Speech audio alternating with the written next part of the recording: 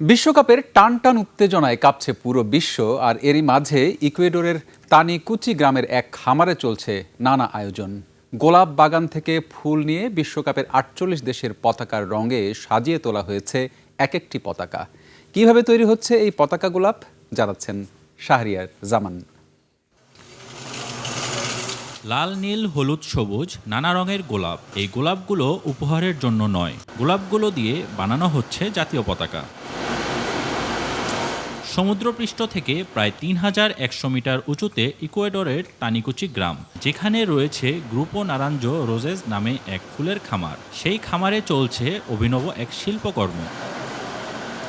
২০২৬ football বিশ্বকাপের ৪৮টি দেশের জাতীয় পতাকার রূপ দেওয়া হচ্ছে এক একটি জীবন্ত গোলাপের কুঁড়িতে।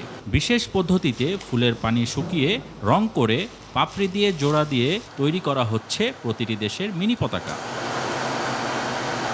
খামারের সুপারভাইজার এরিকা আইমাকানা জানান, ইংল্যান্ডের সেন্ট জর্জ ক্রস দেয়া পতাকাটি গোলাপের উপর ফুটিয়ে তুলতে সবচেয়ে বেশি পরিশ্রম করতে হচ্ছে কর্মীদের। প্রত্যেকটি পাপড়ি নিখুঁতভাবে বসাতে হচ্ছে হাত দিয়ে।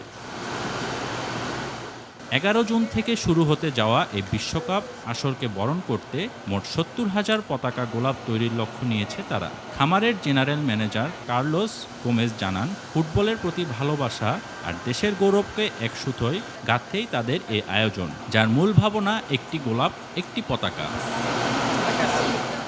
ফুটবলের উন্মাদনা মাঠ ছাড়িয়ে এবার সুবাস ছড়াচ্ছে যেন প্রকৃতির মাঝেও। ইকুয়েডরের এই চমৎকার সৃষ্টি ফুটবল প্রেমীদের মনে নিশ্চিতভাবে জাগবে এক অন্যরকম আনন্দ। শাহরিয়ার জামান, ডেস্ক রিপোর্ট, ২১ টেলিভিশন।